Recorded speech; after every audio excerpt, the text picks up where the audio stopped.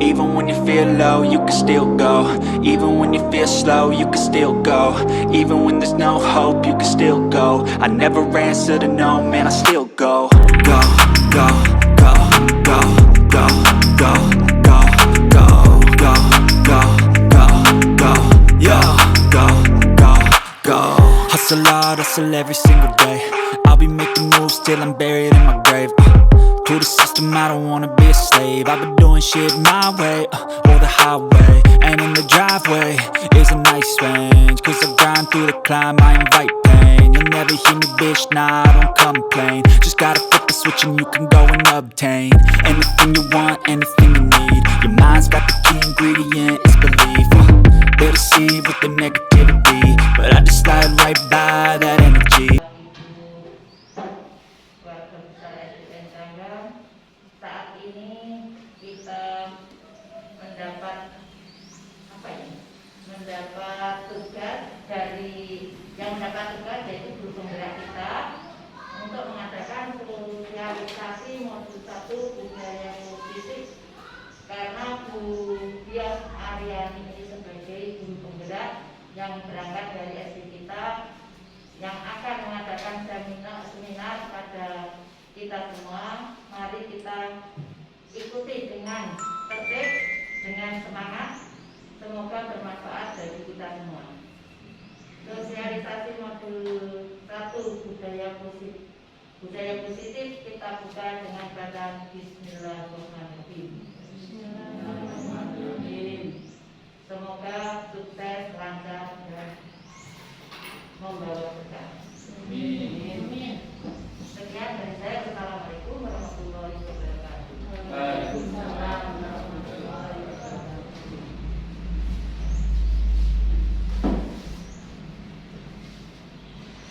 Assalamualaikum warahmatullahi wabarakatuh.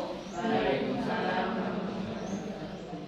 Terima kasih kepada Ibu Muriati selaku Kepala Sekolah SDN Keranggan yang telah memberikan kesempatan kepada saya untuk mensosialisasikan modul 1 budaya positif guru penggerak angkatan 4.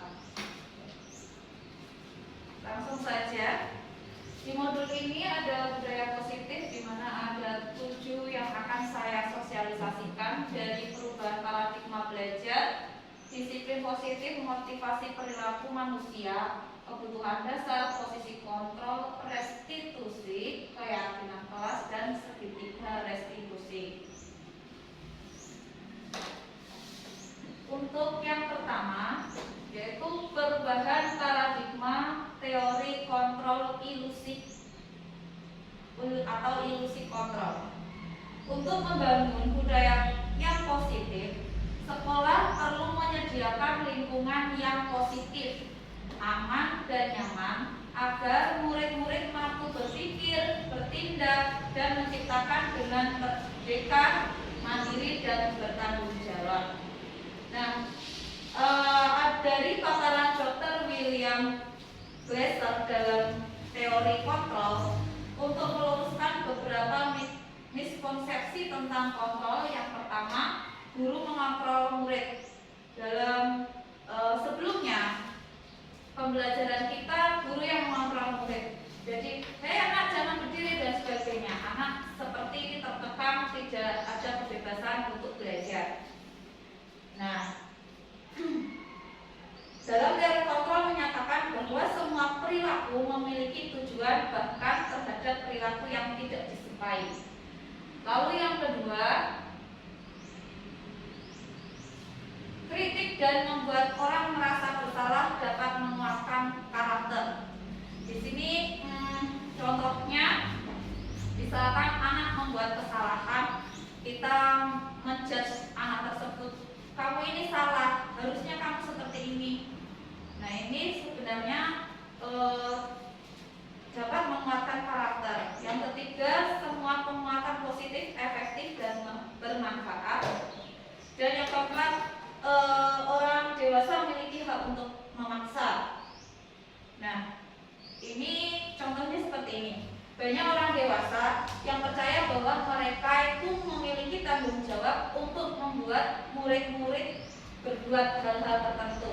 Jadi seperti kita meminta anak, menyuruh anak, apapun yang dilakukan dapat diterima selama ada kemajuan berdasarkan sebuah pengukuran kinerja. Pada saat itu pula orang dewasa akan menyadari bahwa perilaku memaksa tidak akan efektif untuk jangka waktu yang panjang, dan sebuah hubungan permusuhan akan terbentuk. Misalkan seperti ini ya, di dalam suatu kelas kita memaksa anak untuk menghafalkan perkalian. Kadang anak-anak itu merasa tidak nyaman atau tidak bisa, tapi kita memaksakan, kamu harus hafal, kalau tidak hafal nanti kamu saya hukum, seperti itu. Itu menurut saya salah, karena kita tidak berhak untuk memaksa anak. Seharusnya sebagai guru kita harus memikirkan cara bagaimana anak tersebut mudah dalam menghafal. Kita memberikan contohnya sebuah permainan agar anak itu mudah menghafalkan, atau memberi kebebasan anak bagaimana cara mereka menghafal. Jadi tidak memaksakan anak harus hafal, misalkan hafal perkalian atau pembagian. Perubahan paradigma stimulus respon teori kontrol. Jadi perubahan paradigma dari stimulus respon menjadi teori kontrol. Di dalam stimulus respon kita mencoba mengubah orang agar berpandangan sama dengan kita. Jadi kita menyamaratakan pandangan kita ke anak-anak, bahwa misalkan gunung itu warnanya biru, kita tidak boleh memaksakan seperti itu. Nah, namun di dalam teori kontrol kita berusaha memahami pandangan orang lain tentang dunia. Jadi anak-anak itu mempunyai pandangan yang berbeda-beda. Ada yang berpandangan bahwa gunung itu warnanya hijau. Ya, mungkin anak melihat dari sudut pandang dari jarak dekat kan terlihat hijau, ada pohon-pohonnya. Jadi kita harus menerima, memahami pandangan setiap anak yang berbeda-beda. Yang kedua, perilaku buruk dilihat suatu kesalahan untuk stimulus respon. Namun di dalam teori kontrol, semua perilaku memiliki tujuan. Jadi misalkan ada anak yang terlambat masuk sekolah, kita langsung menyalahkan anak, lalu mengatakan itu kamu salah. Kenapa harusnya kamu berangkat lebih pagi? Sebenarnya seharusnya kita juga harus menanyakan anak, tujuannya apa? Kamu kenapa kok sampai terlambat sekolah? Mungkin orang tuanya sakit atau tidak ada yang mengantar, seperti itu. Lalu yang ketiga, saya bisa mengontrol orang lain untuk stimulus respon. Sebagai guru, sebagai orang dewasa, kadang kita merasa kita itu bisa mengontrol anak. Kamu harus begini, kamu harus begini, kamu harus begini. Namun di dalam teori kontrol, Anda tidak bisa mengontrol orang lain. Jadi anak-anak memiliki pandangan dan cara kerja mereka sendiri-sendiri.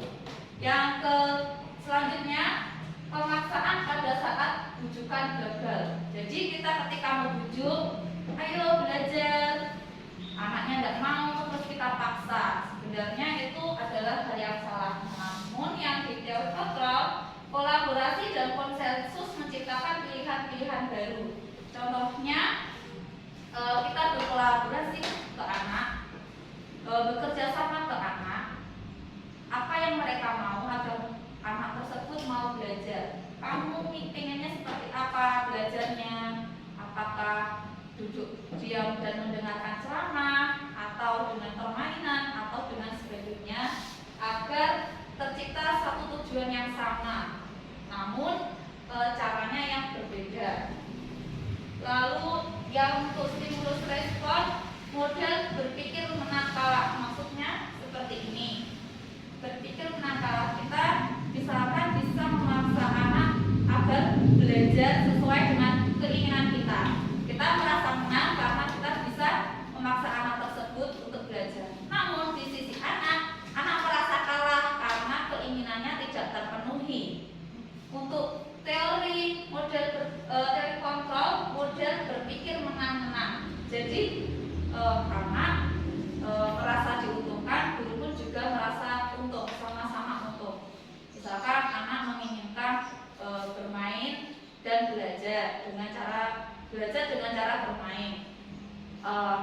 Misalkan kita juga mendapatkan anak mau belajar, jadi sama-sama untuk anak bisa belajar sambil bermain dan guru pun bisa menyampaikan pembelajaran ke anak.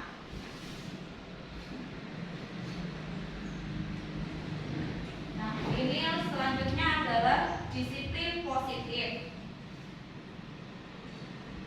Disiplin berasal dari bahasa Latin yang artinya disiplina, yang artinya belajar.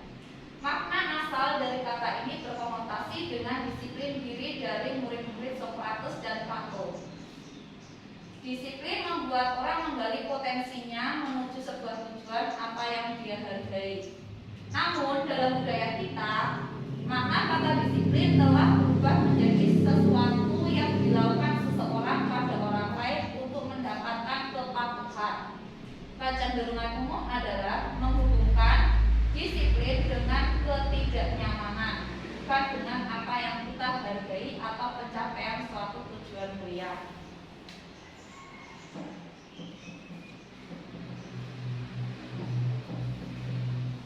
Nah, selanjutnya di dalam buku Ki Hajar Dewantara ada definisi kata merdeka dalam belajar. Nah, maksudnya adalah merdeka itu jarwanya orang nomor pasing pamrih nih uga kuat kuasa amandiri priyangga. Merdeka itu artinya tidak hanya terlepas dari perintah, akan tetapi juga dapat buat memerintah diri sendiri. Selanjutnya, 3 motivasi perilaku manusia.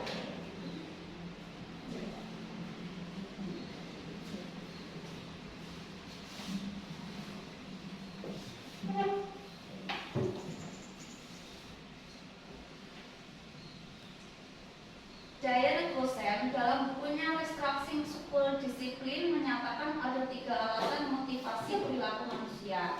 Yang pertama, untuk menghindari ketidaknyamanan atau hukuman. Yang sering dikatakan adalah apa yang akan terjadi apabila saya tidak melakukannya. Misalkan mereka anak-anak melakukan karena takut dihukum.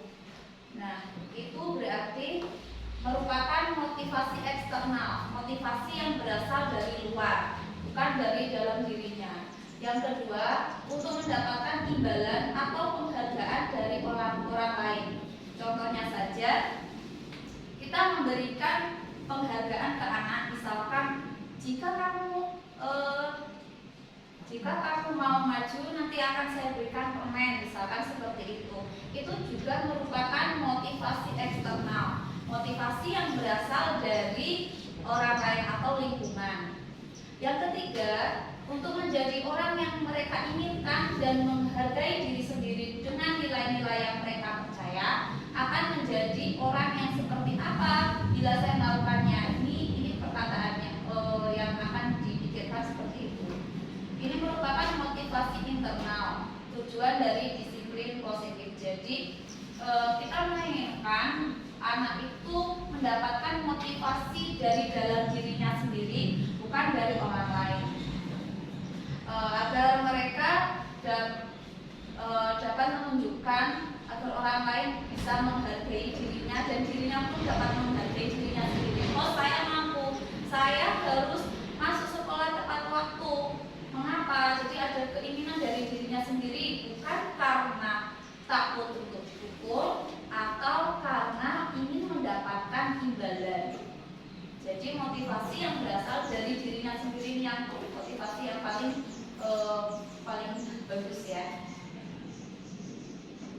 Nah, sekarang untuk kebutuhan dasar.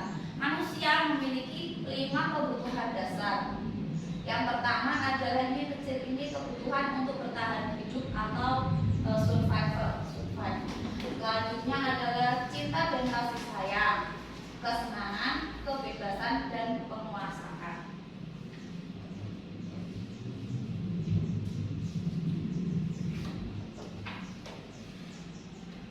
Nah, ini ada contoh, ada soal.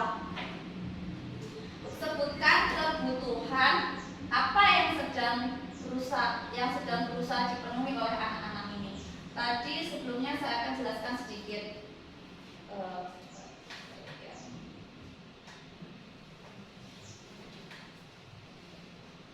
Nah, kebutuhan yang pertama tadi adalah kebutuhan untuk bertahan hidup. Misalkan makan, jika tidak makan maka akan mati. Itu kebutuhan dasar, kebutuhan hidup. Lalu misalkan lagi minum juga. Kalau tidak minum maka akan mati. Selanjutnya adalah cinta dan kasih sayang. Cinta dan kasih sayang misalkan ingin diperhatikan, ingin disayang, seperti itu. Yang selanjutnya adalah kesenangan. Anak-anak ingin bermain, ingin mendapatkan sesuatu yang dia inginkan. Mulai selanjutnya adalah kebebasan. Bebas, misalkan anak bebas. Misalkan dalam membeli baju, anak diberi kebebasan untuk memilih baju mana yang dia inginkan. Selanjutnya adalah penguasaan. Penguasaan ini contohnya adalah menguasai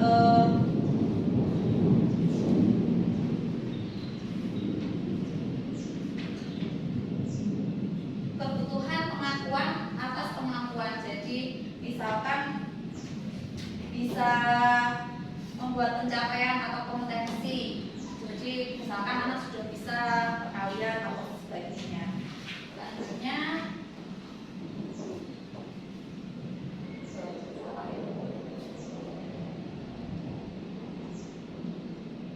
dari sini ada yang ditanyakan mungkin langsung saja. Ini ada soal. Ini nanti kita bahas bersama-sama. Ya, sebutkan kebutuhan apa yang sedang berusaha dipenuhi oleh anak-anak ini. Ada soal. Bimo, seorang anak TKB, selalu berlari keluar kelas menuju jalan raya di depan sekolahnya yang ramai dengan kendaraan. Tingkahnya membuat guru Bu Ani bingung dan seringkali lari mengejarnya. Ada beberapa kemungkinan jawaban yang diberikan Bimo. Dari 5 kebutuhan dasar tadi, kira-kira untuk yang kalimat pertama ini, aku senang main kejar-kejaran dengan ibu. Seru, ini merupakan kebutuhan apa?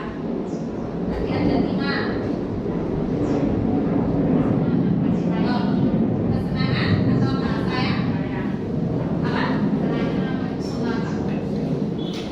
Iya, kesenangan karena ada kata iya. Aku senang. Selanjutnya, ibu kejar aku karena ibu sayang aku. Kasih sayang, betul sekali. Lanjutnya, aku hebat kan bisa bikin ibu guru kejar aku. Iya, penguasaan. Lanjutnya, aku bosan belajar mewarnai terus di dalam kelas. Iya, kebebasan karena anak bosan di rumah pengen bosan belajar di dalam kelas terus, makanya pengen keluar kelas. Jadi termasuk apa tadi Bu? Kebebasan. Berarti sudah paham semua tentang tadi ya. Sekarang untuk yang posisi kontrol, setiap guru mempunyai tipe yang berbeda-beda. Ada yang tipenya penghukum, ada yang tipenya membuat orang bersalah, ada tipe yang anaknya itu dianggap sebagai teman, ada tipe yang sebagai manajerial, ada tipe yang sebagai pemantau. Ini ada 5 tipe. Menurut dosen menyimpulkan bahwa ada 5 posisi kontrol yang diterapkan seorang guru, orang tua ataupun atasan dalam melakukan kontrol. Jadi ini tidak hanya berlaku pada sekolah saja, namun di perusahaan-perusahaan pun seperti itu. Yang pertama adalah tipe penghukum. Seorang penghukum bisa menggunakan hukuman fisik maupun verbal. Misalkan saja anak terlambat sekolah. Kamu jam segini kok terlambat sekolah? Bangun, ya jam berapa? Seperti itu dengan kata yang kasar, terus intonasi yang tinggi, seperti itu.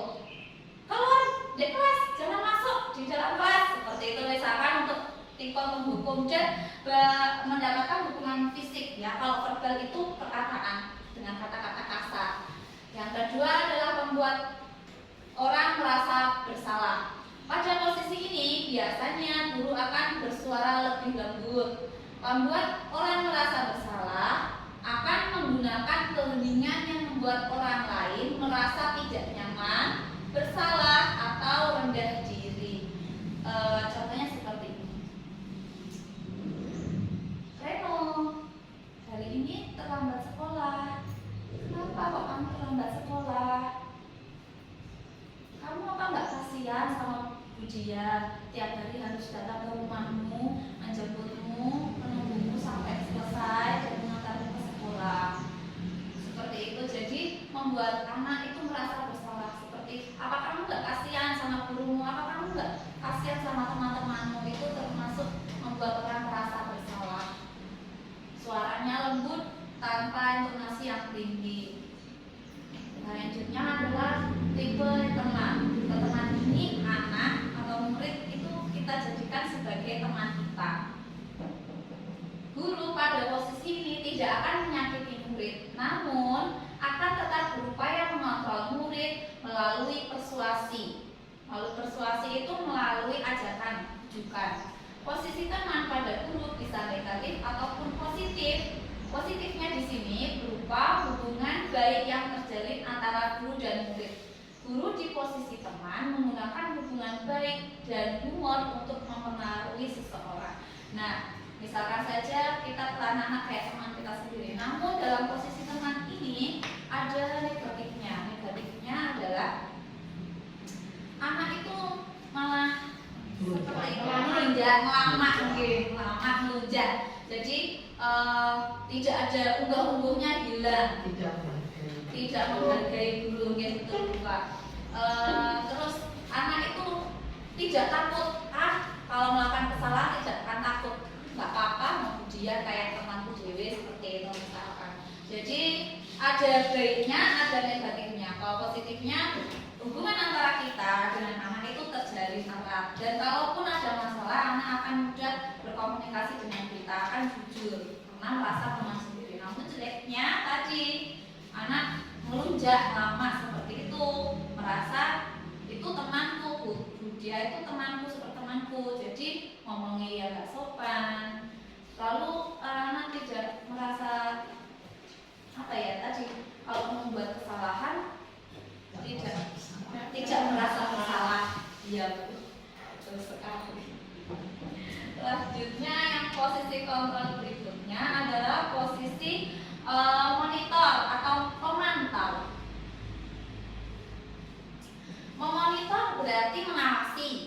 Pada saat kita mengawasi, kita bertanggung jawab atas perilaku orang-orang yang kita awasi. Posisi pemantau berdasarkan pada peraturan-peraturan dan konsekuensi. Dengan menggunakan sanksi atau konsekuensi, kita dapat memisahkan hubungan pribadi kita dengan murid sebagai seorang yang menjalankan posisi pemantau. Posisi pemantau itu mengawasi, Bu. Misalkan kalau ada anak yang salah atau melanggar peraturan, kita mengawasi. Kamu tahu kamu sudah melakukan kesalahan, melanggar peraturan, seperti itu. Yang posisi terakhir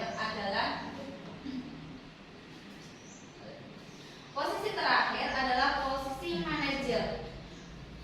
Posisi manajer ini adalah posisi mentor, di mana guru berbuat sesuatu bersama dengan murid, mempersilahkan murid mempertanggungjawabkan perilakunya, mendukung murid agar dapat menemukan solusi atas permasalahannya sendiri. Seorang manajer telah memiliki keterampilan di posisi teman maupun pemantau, dan dengan demikian bisa jadi di waktu-waktu tertentu kembali kepada posisi tersebut bila diperlukan. Maksudnya seperti ini. Kalau manajer itu kita tidak menghukum anak, kita tidak menyalahkan anak, namun kita mengembalikan ke anak tersebut. Misalkan contohnya tadi Reno terlambat sekolah misalkan.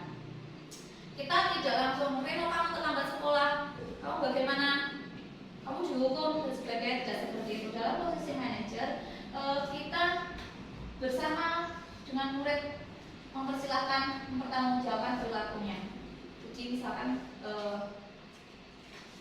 Reno, kamu tahu ini jam berapa? Anak pasti akan menjawab jam setengah 8 misalkan. Jam setengah 8 Bu, kamu tahu maksudnya jam berapa? Jam 7 Bu. Kamu tahu apa yang menurutmu?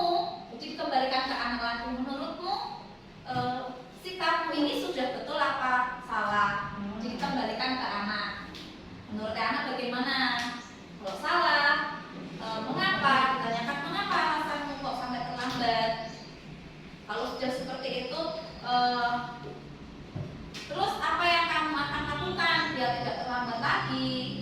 Jadi dikembalikan ke anak, bukan kita langsung menghukum ke anak. Jadi anak yang mempertanggungjawabkan perbuatannya.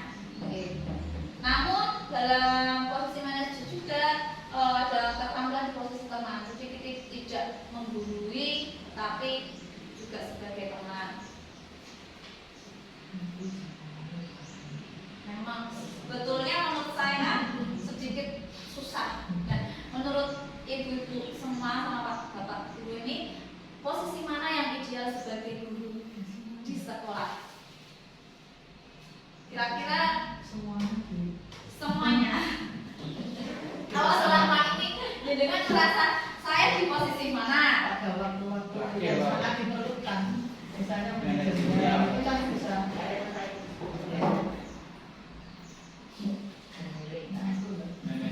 Manajer ada penghukum, membuat orang merasa bersalah, teman,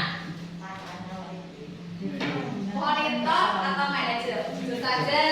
Kira-kira saya di posisi mana ya? Pak Muji di posisi mana? Pak Muji? Tergantung, biasanya itu tergantung dengan kondisi. Kadang ada permasalahan di rumah, kadang kan terbawa di sekolah, itu bisa berubah. Kadang kita biasa posisi manajer bisa ke penghukum. Boleh di posisi mana? Penghukum balik tidak. Posisi mana tidak selama ini? Monitor juga bisa. Sama teman berusaha untuk Guru ya. Selama ini guru bisa sebagai teman bisa ngomong apa. Nah, ini kalau setelah saya belajar di guru penggerak, posisi yang ideal itu adalah sebagai manajer. Memang sulit memang saya belajar pun merasa kesulitan, tapi kita harus sedikit demi sedikit merubah posisi kontrol kita yang semula tadi penghukum atau sebagai teman ke manajer. Kenapa manajer? Karena kita tidak menghukum anak, tidak menjudge anak, tidak memaksakan anak. Namun di posisi manajer ini nanti kita mengembalikan lagi ke anak. Jadi anak dibuat berpikir kritis tentang kesalahan, tentang perbuatan yang telah dilakukan. Lalu dikembalikan lagi. Terus kalau kamu tahu ini salah, apa yang harus kamu lakukan? Tentunya dengan arahan dari kita juga mengarahkan. Kalau kamu seperti ini, nantinya jadi seperti ini, seperti itu. Memang sulit, tetapi memang harus kita belajar sedikit demi sedikit. Saya pun juga demikian, masih kadang penghukum, kadang teman juga, tapi pasti seseorang bisa semuanya posisi ya, paling tidak mengurangi posisi penghukum. Dari posisi penghukum kita belajar ke teman atau komunikasi. Jadi sedikit demi sedikit nanti pasti bisa, saya yakin. Maunya juga maunya Ke yang manajer, tapi cara berbicaranya itu loh maksudnya ya. Iya. Ini kesalahanmu misalnya, tapi cara bicaranya itu rada keras, akhirnya kan jadi mesum. Tidak lagi gitu loh. Ya, jadi kita harus belajar kita karakter kita. Iya, terus lagi Bu, intonasi juga berpengaruh. Iya, maksud maunya ya seperti ya sudah misalnya seperti manajer itu berjalannya, tapi akhirnya caranya itu yang Iya. tapi berjalannya sudah seperti manajer, penyampaiannya itu. Iya. Berarti kita harus belajar dulu bikin mengontrol diri kita juga. Iya. Pokoknya aku ini bukan teman. Suaranya Tapi beda loh, beda antara keras dan marah. marah. Marah itu mungkin matanya agak kayak Sikap. kan galak, sikapnya kan, terus intonasinya tinggi, terus mungkin ada yang bisa menirukan. Suaranya sudah juga. Keras belum berarti bukan berarti pemarah loh ya Bu ya. Kita lanjutkan ya.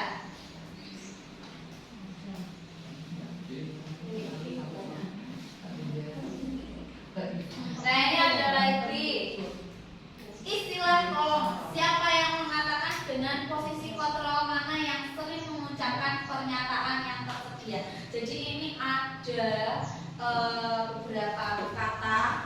Ini kira-kira termasuk posisi kontrol yang mana. Untuk yang pertama, saya kecewa sekali dengan kamu. Posisi kontrol mana? Tadi ada 5 posisi kontrol. Yang pertama teman, pembuku, membuat orang merasa bersalah, monitor, dan manajer. Untuk yang pertama, saya kecewa sekali dengan kamu.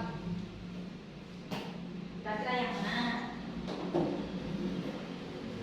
Saya kecewa sekali dengan kamu.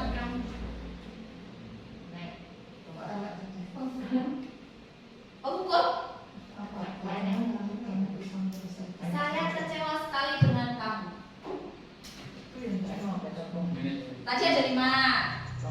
Pembuku, teman, pembuat orang merasa bersalah, pemantau, dan manajer.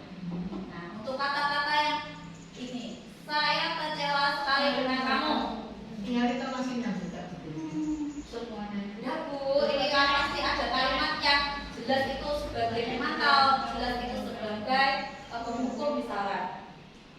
Saya kecewa sekali dengan kamu. Merasa bersalah. Merasa bersalah?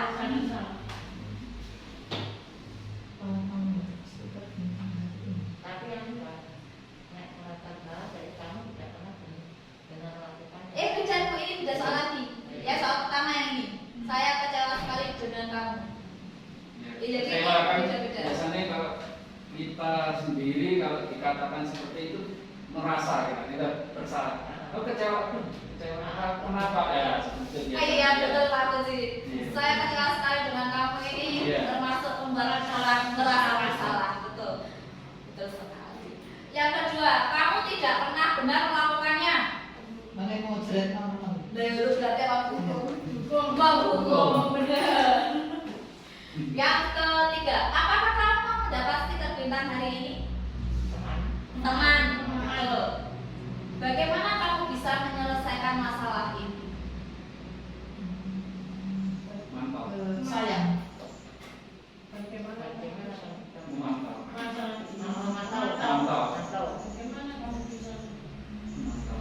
Jadi kalau mantap. Oke, memantau berarti ada perubahan atau tidak dengan anak ini. Bisa. Ini termasuk Mantap. manajer. Manajer. Iya, jadi dikembalikan ke anaknya. Iya, dikembalikan ke anaknya bagaimana dia bisa menyelesaikan masalah. Terus yang terakhir, kamu tidak akan mendapatkan bintang bila tidak menyelesaikan tugas ini. Paman. Mantap. Selanjutnya, nah di dulu sering sampai sekarang pun kita menyebutnya sebagai peraturan sekolah, peraturan kelas. Dan setelah saya belajar di guru penggerak, bukan lagi peraturan kelas, tetapi keyakinan kelas. Kira-kira mengapa kok keyakinan kelas bukan peraturan kelas?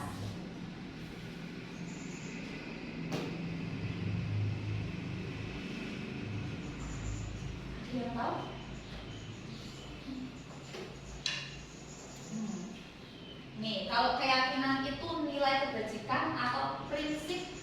universal yang disepakati bersama secara universal. Menurut Gosen 1998, suatu keyakinan akan lebih memotivasi seseorang dari dalam atau memotivasi secara intrinsik. Seseorang akan lebih tergerak dan bersemangat untuk menjalankan keyakinannya daripada hanya sekedar mengikuti serangkaian peraturan.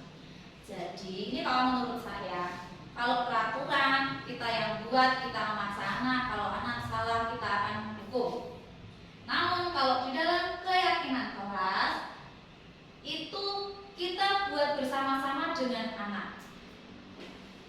Lalu disepakati bersama dengan anak.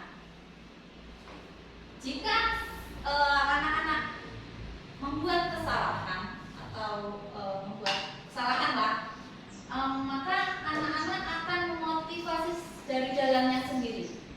Mengapa? Karena peraturan itu, keyakinan itu ya dibuat bersama. Jadi kok bersama, kalau kita membuat sendiri, kok kita yang melanggar, kita merasa bersalah pastinya.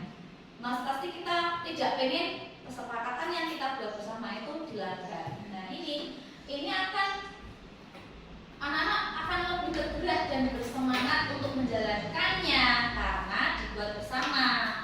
Misalkan saling menghormati itu termasuk kesepakatan. Jadi kalau kamu kan keyakinan kelas yang kita buat bersama, ya Bu, misalkan seperti itu. Jadi dia iya ya kan aku dibuat bersama bareng-bareng sama guru ya, masa tak langgar kan seperti itu. Kalau peraturan ini pembentukan keyakinan kelas. Keyakinan kelas bersifat lebih abstrak daripada peraturan yang lebih rinci dan konkret. Misalkan kalau abstrak itu saling menghormati. Kalau peraturan contohnya saja tidak boleh berbicara kotor, itu lebih rinci. Kalau saling menghormati itu cakupannya luas, bisa perkataan, bisa sikap. Ya itu tidak boleh membawa sampah termasuk apa Bu? Peraturan. Yang kedua adalah keyakinan kelas berupa pernyataan universal. Universal itu umum, cakupannya luas. Contohnya mau kalau kubiknya datangnya harus 15 menit. Iya. Itu termasuk peraturan juga. Kalau lebih ke global, misalkan tadi saling menghormati, termasuk juga ke datang lebih awal. Kalau datangnya lebih awal berarti saling menghormati. Saya datang awal, guru datang awal, misalkan itu saling menghormati, saling dihargai. Aku datang awal, aku menghargai diriku sendiri. Aku guru pun akan merasa dihargai oleh anak-anak. Aku datang awal, ya datang awal, guru katanya datang awal, jadi menghargai. Pasti anak akan menghargai guru nih, gitu ya. Selanjutnya, pernyataan keyakinan kelas dibuat dalam bentuk positif. Kalau peraturan itu tidak boleh dilarang.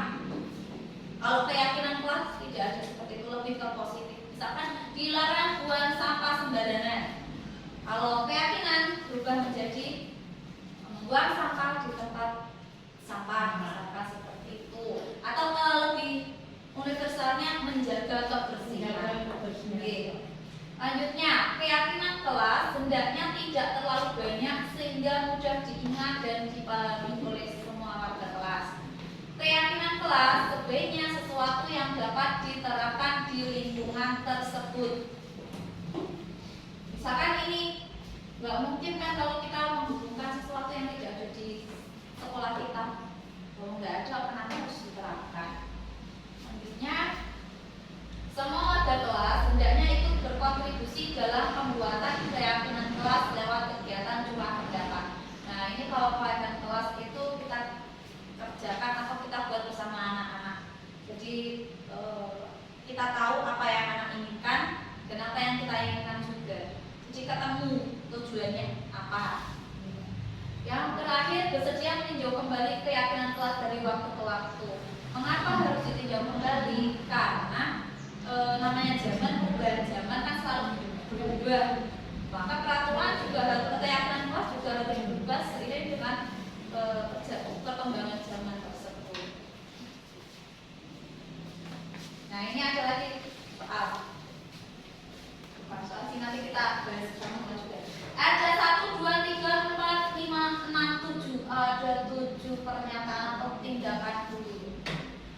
Yang pertama, menyuruh murid mencatat, saya tidak akan terlambat lagi sebanyak 100 kali karena terlambat datang ke sekolah. Termasuk hukuman atau konsekuensi? Hukuman, betul sekali Bu. Yang kedua, menyuruh murid lari mengelilingi lapangan basket 2 kali karena terlambat hadir di sekolah. Hukuman, betul. Meminta murid push up sebanyak 15 kali karena ke sekolah tidak memakai masker. Hukuman. Kalau Uci, kalau nggak pakai masker bagaimana? Saya beli masker. Wah ya. Mesti sediain. Baik, lanjut ya. Meminta murid mengganti kertas tugas teman yang dicoret-coret.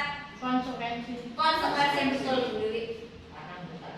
Iya, betul. Meminta murid membersihkan tumpahan air di meja karena tempat minum tersenggol. Konsekuensi ya. Selanjutnya, meminta murid tidak mengenakan sepatu seharian di sekolah karena sepatunya tidak berwarna hitam. Konsekuensi. Tidak karena enggak, sepatunya enggak. Dan terakhir, menyuruh murid lari mengelilingi lapangan basket sebanyak 2 kali karena terlambat ikut pemanasan saat pelajaran PJOK. Konsekuensi. Apa sih? Hukuman. Konsekuensi.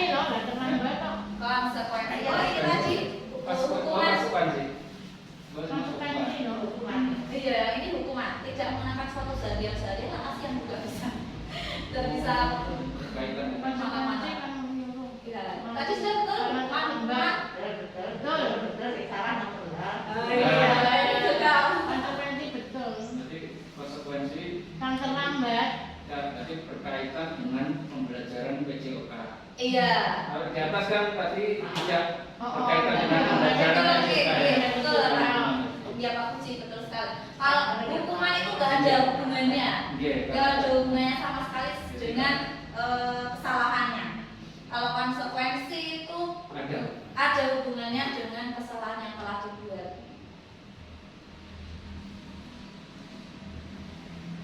Nah, ini perbedaan hukuman dan konsekuensi. Sesuatu yang menyakitkan. Yang kedua, kalau konsekuensi sesuatu harus terjadi. Yang kedua, membuat anak sakit fisik maupun hati untuk jangka lama, ya kayak tadi. Push up, lari keliling lapangan dan sebagainya. Iya, tidak memakai sepatu. Kalau konsekuensi membuat anak merasa tidak nyaman dalam jangka waktu pendek. Jadi efeknya pendek. Kalau yang hukuman efeknya lama. Untuk yang hukuman, anak membenci kedisiplinan karena dihukum tidak suka.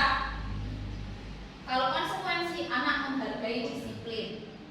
Yang berikutnya, hukuman itu sifatnya memaksa. Mau nggak mau harus kamu lakukan.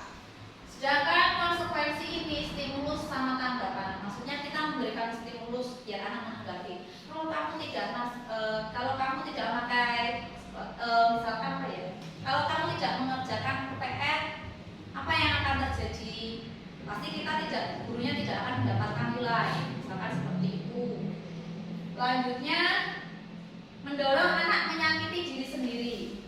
Untuk yang konsekuensi, mendorong anak agar mudah menyesuaikan diri. Kalau dihukum, maka anak merasa sakit hati, betul Bu, sakit hati. Hukuman konsep diri yang buruk, konsekuensi konsep diri yang baik. Selanjutnya, hukuman itu anak belajar untuk menyembunyikan kesalahan. Untuk konsekuensi, anak belajar untuk mematuhi peraturan. Yang terakhir, merasa bersalah, dipermalukan, merasa tak dihargai. Iyalah, misalkan tadi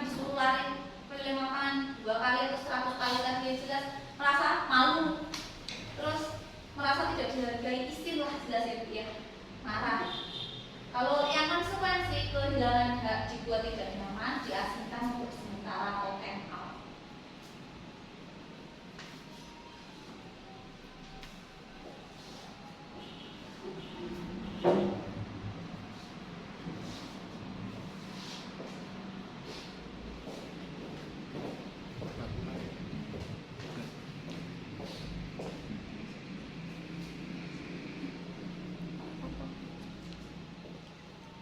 Selanjutnya, ini adalah contoh keyakinan kelas. Ini contoh keyakinan kelas yang dibuat bersama. Contoh keyakinan kelas, kesepakatan kelas SD antara kelas 5. Mengamalkan ajaran agama untuk kebaikan bersama. Yang kedua, selalu bersikap positif. Yang ketiga, senantiasa menjadi pribadi yang terbaik. Ini menjaga kebersihan diri sendiri, kelas dan lingkungan sekolah. Kalau peraturan kita nulisnya tidak boleh membuang sampah sembarangan atau masuk 15 menit bagian piket, seperti itu peraturan. Kalau kesepakatan seperti ini, menjaga kebersihan diri, kelas dan lingkungan sekolah. Percaya dan menghormati orang lain serta barang miliknya, saling mengingatkan, mendukung, membantu antar sekolah. Ini contoh dari kesepakatan kelas. Keyakinan kelas. Selanjutnya adalah ketiga, restitusi. Restitusi adalah proses menciptakan kondisi bagi murid untuk memperbaiki kesalahan mereka, sehingga mereka bisa kembali pada kelompok mereka dengan karakter yang lebih kuat. Jadi kalau anak merasa bersalah, tidak kita hukum, tetapi kita melakukan restitusi.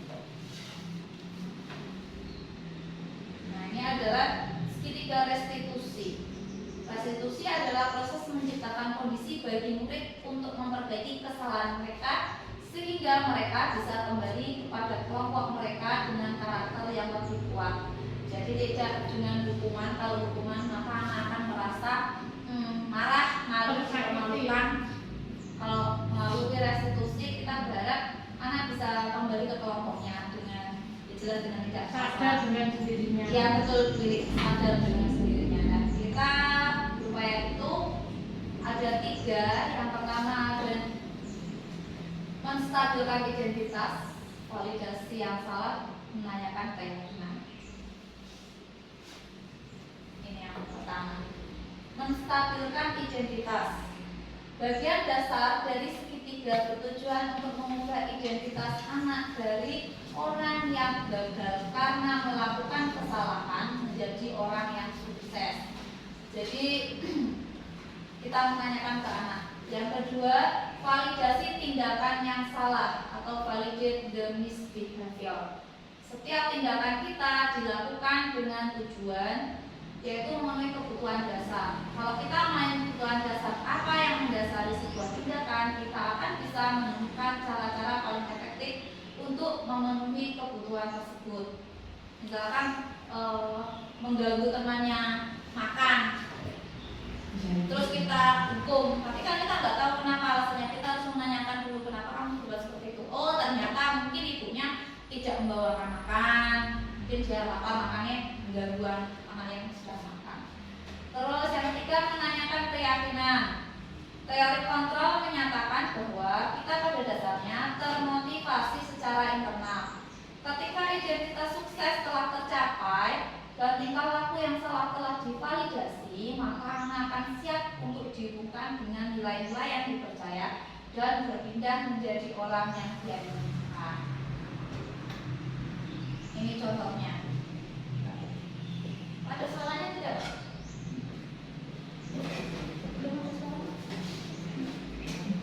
Belum ada salah. Orang ya.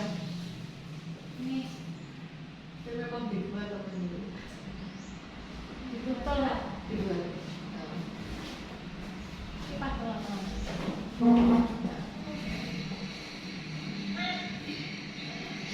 Waalaikumsalam.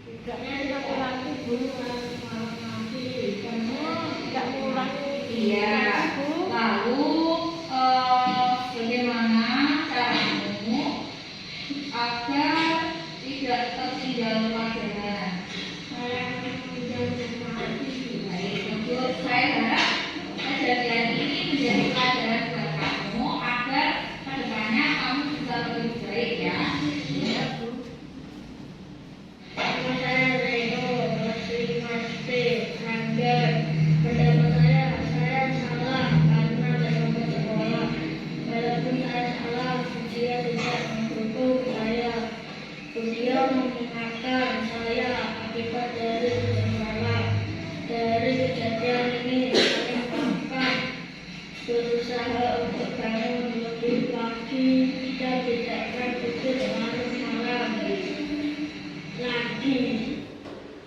Ya, itu salah satu contoh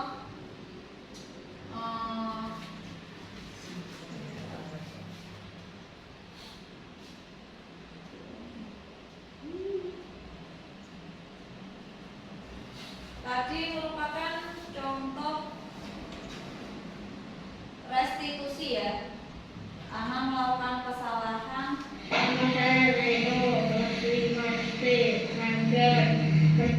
melakukan kesalahan terlambat ke sekolah. Nah, sebagai guru idealnya itu tidak menghukum anak, namun kita tanya alasannya mengapa anak tersebut melakukan kesalahan. Lalu kira-kira apa yang kita kembalikan ke anak, ke apa kelakuannya itu benar atau salah.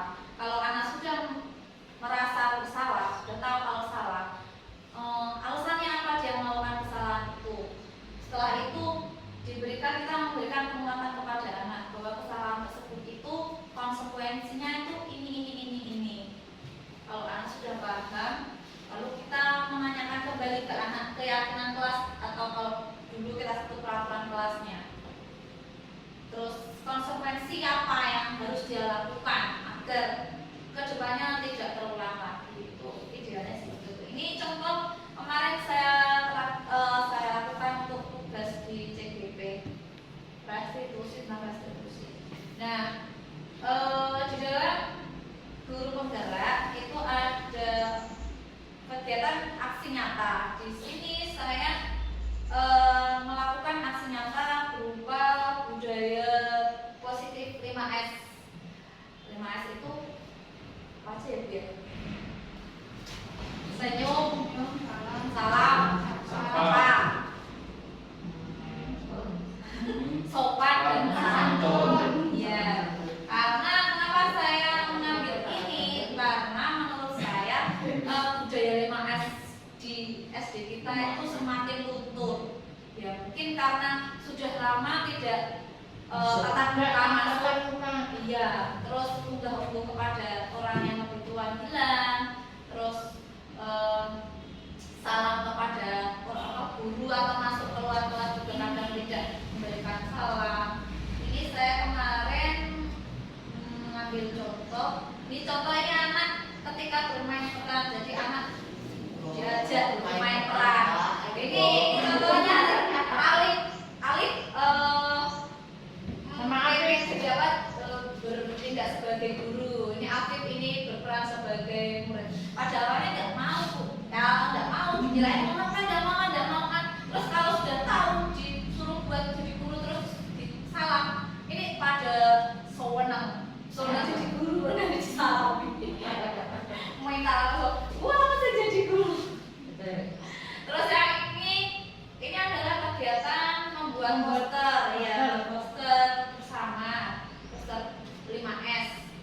Terus ini didapatkan sendiri sama anak-anaknya. Kalau hasilnya ditempel, maka anak akan merasa dihargai, terus berusaha untuk melakukan apa yang telah ditulis dia, yang melakukan yang terbaik.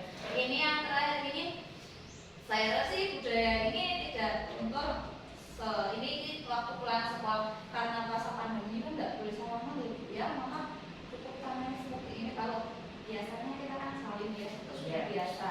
Seperti juga waktu dulu kita upacara kegiatan sudah selesai dari salam-salaman. Semoga saja sih harapan ke depan tetap terus lebih tingkat lagi. Tentu saja semua kegiatan ini tidak mencapai kalau tidak ada kerjasama antara kita.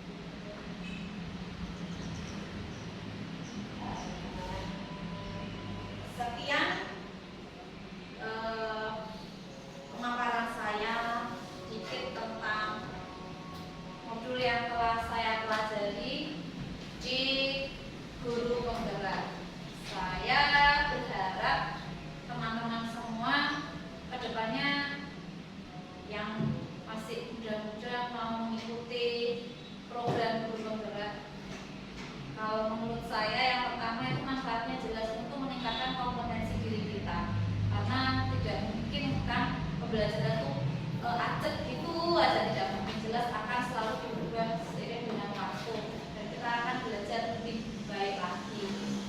Itu yang pertama. Yang kedua, saya berharap dengan adanya saya share ini kita bisa menerapkan di sekolah kita agar sekolah kita lebih maju, lebih baik dari sebelumnya. Akhir kata, wassalamualaikum warahmatullahi wabarakatuh. We blew it all. I know that things seem bad, but they could be much worse. There's always someone else who has a greater curse, a greater thirst, a hunger, pain, and mercy. Just find whatever you got and try to be thankful first. I wanna feel again, I need a couple friends. I never really understood just how the story ends, but I can feel it's tense, don't know the consequence. The volatility of life, my only confidence. Is this an argument, or just the start of it? Either way, I don't wanna be a part of it. Can I just get some space? I don't have the heart for this. I can't be picking up the pieces, fixing scars from this. Is this an argument, or just the start of it? I wanna drive away so I can be so far from it. I wanna find a place where no one breaks their promises, or maybe drown myself in something that is bottomless. Take me back to a place where I felt at home. Take me back to a day when we weren't alone. Take me back to an age when the world felt small, way back before we blew it all. Take me back to a place where I felt at home. Take me back to a day when we weren't alone. Take me back to an age when the world felt small, way back before we blew it all.